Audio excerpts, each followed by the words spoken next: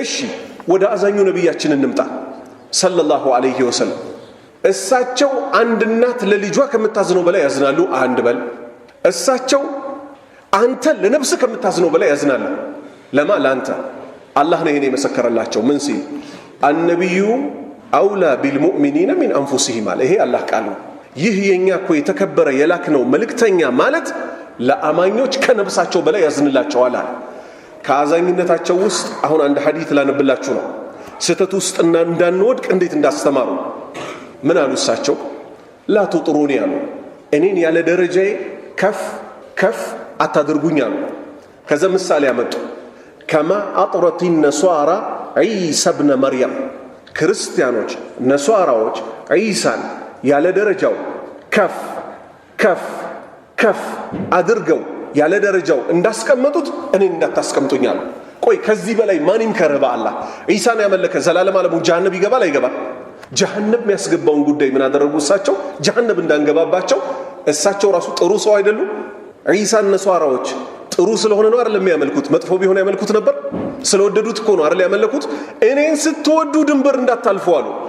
ሸይጣን ስራው ድንበር ማሳለፍ ስለሆነ ስለኔ ስትናገሩ አሉ ፈኢነማ አና አብዱ እኔ እኮ ባሪያ ነኝ አሉ።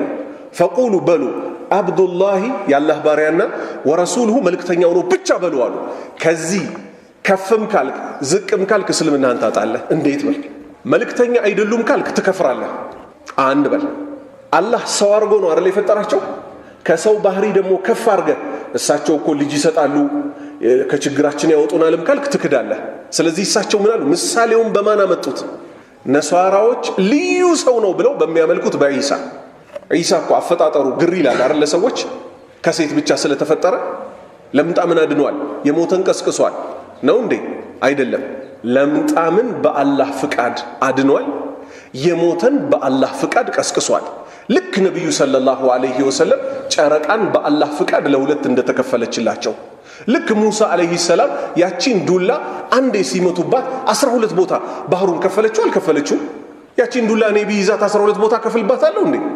ሌላ ሰው ቢይዛት 12 ቦታ ይከፈላል? አይከፈልም። ለአቡበክር ጨረቃ ይከፈልለታል? አይከፈልም። አላህ ተአምሩን ራሱ የሚመርጣቸው ሰዎች አሉ። እሱ ሲፈቅድ ብቻ ነው ተአምሩ የሚሆን። ልብ በል። ስለዚህ ወደ ጥሪ ነው አይደል የመጣ ነው። አብሽር ወንድሜ ግባ በቶሎ። ማን ነው ያፈረው ያ ነቢይ ብሎ አይባልም። የሚባለው ያ አላህ ብቻ ነው። አላህ ራሱ ምን አለ? ቁል ድኡላህ። አሁንም ስለ ዱዓ ነው የመጣው። አላህ ብላችሁ ብትጠሩት፣ አዊድኡ ረሕማን አራሕማን ብላችሁም ብትጠሩት፣ አየማ ተድኡ በፈለጋችሁት በአላህ ስም ጥሩት አለ። የአላህ ስሞች ቁጥራቸው ብዙ አይደለ? በፈለግከው የአላህ ስም አላህን ጥራው። ፈለሁ አልአስማኡል ሁስና ለሱ እኮ መልካምና የተዋቡ ስሞች አሉት አለ።